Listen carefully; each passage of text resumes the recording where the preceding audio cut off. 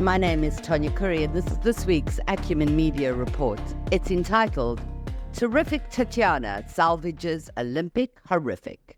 Incredibly, the Olympics, in their wisdom, have decided to not let us release our weekly video. So Scratch the Surface comes to you sliced because we've had to drop the bit about the Olympics. So I'm going to go straight to bringing it home, but Tatjana, you beauty. Yes, she does! Tatjana Smith grabs it. Tatjana, with her infectious smile and pretty eyes, brought us to tears. Yesterday was her last Olympic race as she gracefully exits from the sport. This was my last race ever, so I am officially retired. Thank you, Tatjana Smith, for your grace, your spirit, and your humbling words at the end of a magnificent career. You're one good thing to come out of France. Olympic horrific. Did you see the opening ceremony? Well, it started as it's meant to go on, so they raised the flag upside down in the opening. And then the curtains rose to reveal the biggest drag parade I'd ever seen. This was crowned, literally, by a blue Smurf, with a ginger beard dressed in nothing but blue paint and a garland of flowers draped around his protruding belly. Between Bluey and the drag drop, somehow the world thought the scene was reminiscent of the Last Supper and that there was a depiction of Christ in amongst all this crazy. I saw it, I dismissed it, because my brain couldn't possibly align the two. All that money, the world's attention, and they felt the best way to represent the Olympic Games was with a Smurf and a guy's genitals dangling in front of a kid's face while the Smurf was being served up for dinner. The French called it inclusivity, and it didn't stop there. They went on to romanticize Marie Antoinette. So while the world stared, wide eyes and agape, as the Olympics became a gaping wound, we also learned that women weren't allowed to wear hijabs unless they fought for it. They did fight for it, and they did win. But that wasn't very inclusive, was it, Macron? It was, however, very inclusive to allow Israel into the Games, but Macron wasn't so generous with Russia, who was banned. The only good thing to come out of the opening ceremony is that Lady Gaga wore an ostrich feather number, and those pink feathers were exported from some birds here in South Africa. I'm glad that that was our limit to our contribution to an incredibly poor opening of an international event. Olympic horrific. There were some crackers in the Olympics, though. Simone Biles, the American athlete who didn't compete in the previous games because she had mental health issues, she stunned the world as she pirouetted into the air from a jump on a bench that looked absolutely impossible. I'm not a sports fan, but the photos always keep me captivated.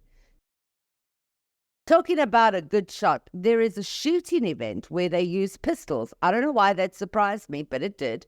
Competitors don headgear and safety glasses and take aim at their target. Enter Turkey and a guy wearing zero protection gear who shoves his left hand in his pocket, and a shot reverberates around the Olympic Stadium. Some said Turkey sent a hitman to compete because he didn't even blink.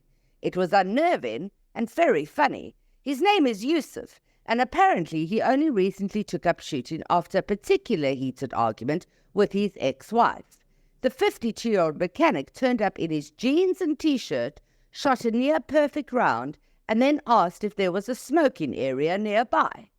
After he won the silver, he stood emotionless on the Olympic podium and declared he wants his dog back and wandered off. Olympic horrific. Then there was a humongous faux pas. They played the wrong Korean anthem and announced the team from Republic of Korea, which is South Korea, as the Democratic People's Republic of Korea, which is North Korea. République populaire démocratique de Corée. Democratic People's Republic of Korea. Uncle Kim is not going to be happy. He's definitely not going to be a sport fan. Smurfs aside, there was the water. We were and still are bleating about our water or lack thereof in Gauteng. And then we saw the Seine River where the Olympians had to compete. That water is filthy and riddled with E. coli. a testament to France and Macron's shoddy leadership. Can you tell I'm not a fan? Olympic horrific. So that's our top story, with over 700,000 engagements in a 7-day period, and Team South Africa is keeping us talking. Keep flying the flag high, our heroes. Olympics 2024.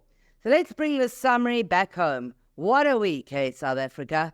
There was so much news, I'm not sure I'm going to be able to fit it all in.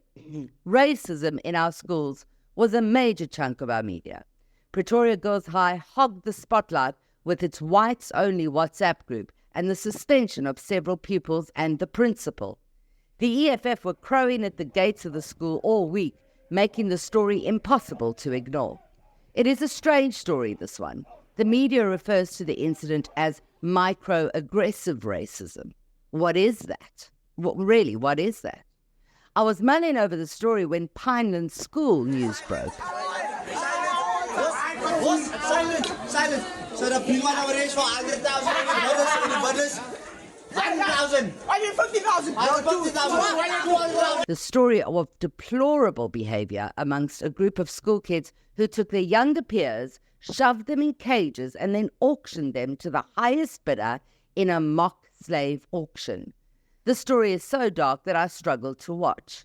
What is going on with our kids? What's going on with our children? When are we going to address the massive elephant in the room? Our country needs to have tough and meaningful conversations about racism, our past and our future. This should be one of our curriculum subjects at school. Why are we trying to paper over our car crash of a past? End racism in our time. The focus didn't leave our children as we learned of learners from a Benoni school that drowned at a school event. There were no preventative or supervisory measures taken while our little ones drowned. And this is not a new story. We also heard of the horror crash where 14 of our kids were killed in a vehicle collision with a train in Mpumalanga. The driver shot across the tracks trying to beat the train, and the rest is just statistics. There was more about our young generation. One Eastern Cape school reported that there are 31 pregnant girls. 31 pregnant girls in one school. Children having children. Children selling children. Children hating children. We can do better. Department of Education, horrific. Then there's Miss South Africa's story. What is that all about? There was a debate as to whether the strikingly beautiful Chidima is South African or Nigerian. This debate was raised because her father is Nigerian, and as you know, we're a xenophobic nation. But then there was a twist. When her father was interviewed, he said that his first visit to South Africa was in 2010, which meant our Miss South Africa should be 14, but she's actually 23. Origin? I'm a Nigerian and my wife is a South African. Oh, all right. And I've lived in South Africa as well. I spent 10 years in South Africa. And do you have kids in South Africa?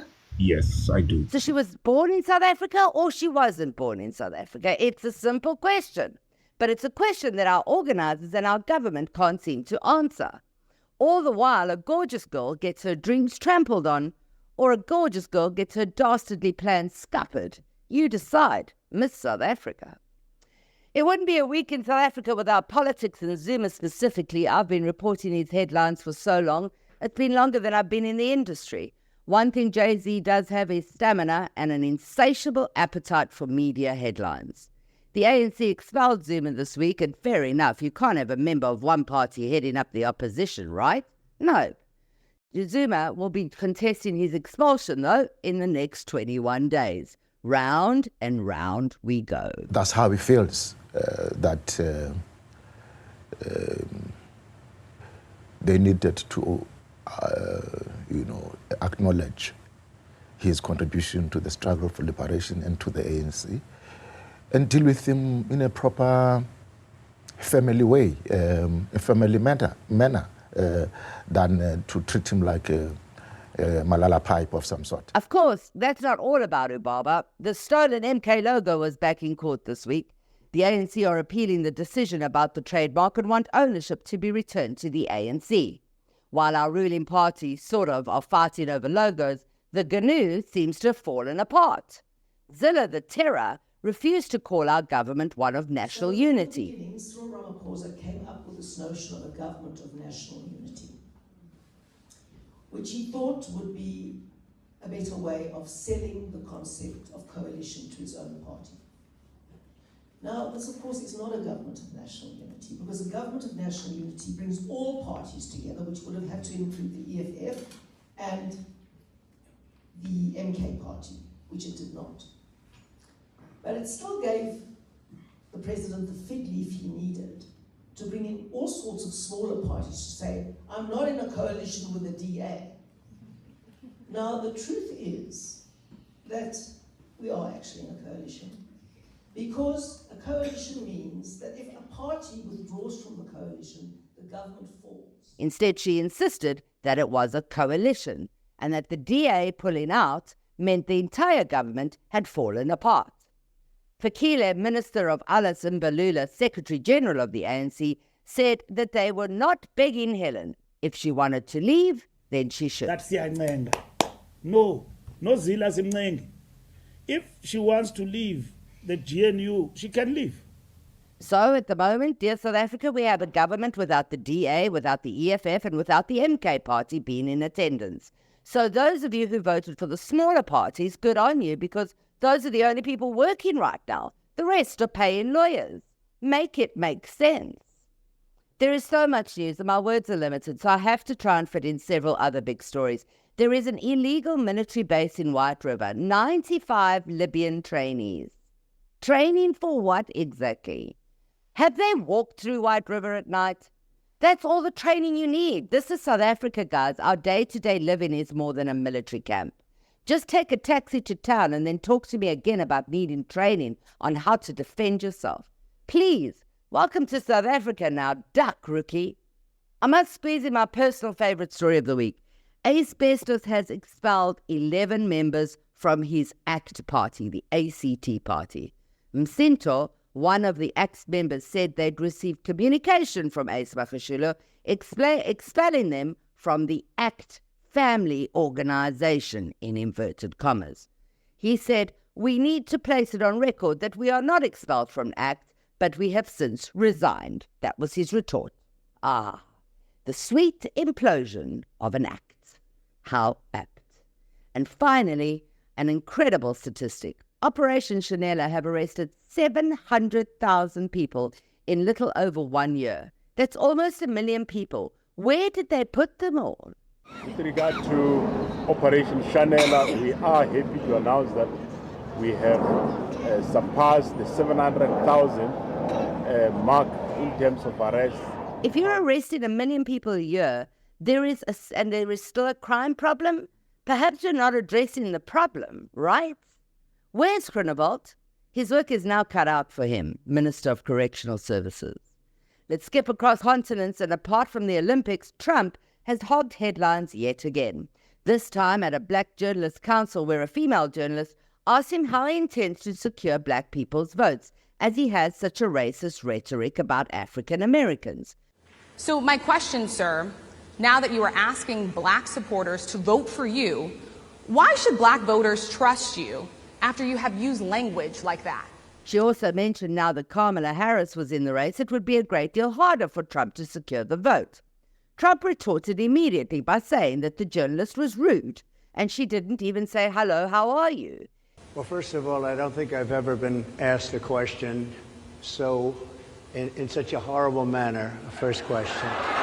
You don't even say, hello, how are you? He said she must be from a fake news network. Yes, he's still using that line. And then he went on to say he didn't know Kamala was black. And she was always of Indian heritage, and she was only promoting Indian heritage. I didn't know she was black until a number of years ago when she happened to turn black, and now she wants to be known as black. He said she was of Indian origin until last week when she turned black. Hindenburg and gasoline. Regardless of his appallingness, he is going to win, isn't he? God help us, he is going to win. Ismail Haniyeh, the political leader of Hamas, was assassinated by Israel while attending the inauguration ceremony of the Iranian president. He was part of the ceasefire negotiation envoy and Israel killed him in Tehran. What does that mean? But seriously, like, what does that mean? I'll tell you what it means for me. It means I'm getting on a boat, I'm back rolling off that boat into Sodwana's crystal waters. There are whales for days, so there won't be silence beneath the surface. There'll be magic in my ears, and I'm out. I'm Tanya Curry, and thank you for scratching the surface with me and Acumen Media.